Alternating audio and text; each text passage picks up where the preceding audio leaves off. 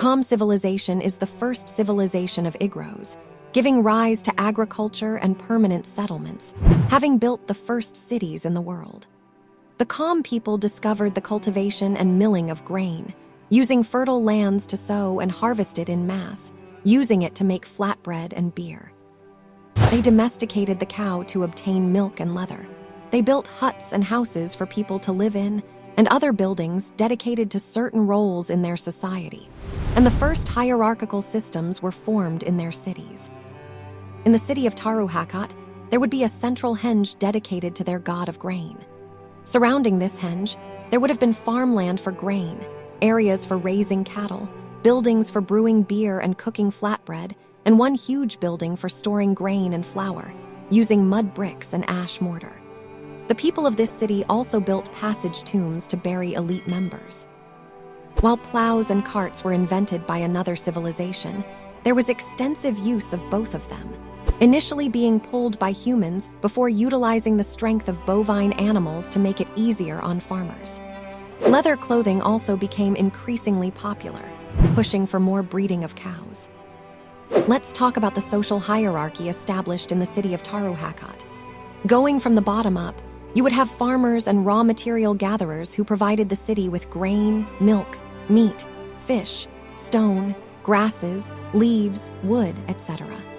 They would have been treated as slaves, but they did this labor to earn food as most of their produce had to go directly to the classes above. Then they had food makers who processed the raw produce into flatbread and beer, cooked meat and fish, and turned milk into cheese. Following them, you would have craftsmen who made artisanal objects like baskets, pottery, decorated clothing, and bracelets. A fighting class followed them, which was mainly composed of men as their societies became more patriarchal following conflicts over land between their villages. They only accepted the strongest people into this class, and becoming strong enough to fight was a way to move up the hierarchy. At the very top, there were priests and elites. Priests were highly valued as they dealt with rituals to honor the gods. The elites enforced laws and punished people who went against them. In this city, the main rules were to do your duty, to not go against priests, and to respect the central henge. Only men were allowed to serve as priests, but women could become an elite if they engage in a relationship with a member of the class, which would have been a polyamorous one. Priests would come to the center of the henge and set a pot of grain on fire to offer it to the gods, as they believed an entity which humans could not see would only accept a form of an offering which they could not see, and this was the best way to do it. This grain was provided to them by farmers, and if they could not provide a pot of it when they needed to, their wrist would be cut with a sharp stone, and that blood would be offered instead. Elite members would have worn outlandish, highly decorated clothing, adorned with vibrant beads and feathers that come from colorful birds. Even pots and carts dedicated to sending resources to the highest class were decorated a lot, and this was all to distinguish them from the rest of society. Some leather robes had an inner lining of monochromatic beads and feathers were sewn in to make wavy patterns that resembled the river that flowed past the henge, which was heavily worshipped. When elites bathed in it for cleanliness rituals, everyone else was required to stay out of it, else they would be punished.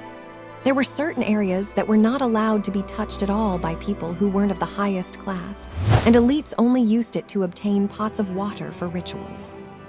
Large feasts would often happen during the spring when grain was abundant for the fighting and elite class. They would have stacks of flatbread, multiple large pots of beer. Priests did drink beer as well, smoked fish and meat and cheese, and some high-ranking soldiers could have had their food seasoned with spices. These feasts would be done out of sight of lower classes. No information of these feasts were spread to others. Music was important in rituals, but it was also important for entertainment. There were competitions held to try and impress elites with their musical performances that used drums, lyres, flutes, and singing. Impressing elites this way was also a way to get into the highest class, so long as you comply with musical entertainment for them. This was an overview of only one city in the Kawem civilization, but the other cities had similar norms and traditions. The other cities were built along the river around which the civilization was built on, which made trading with one another easier. Next up, the Ep1 civilization.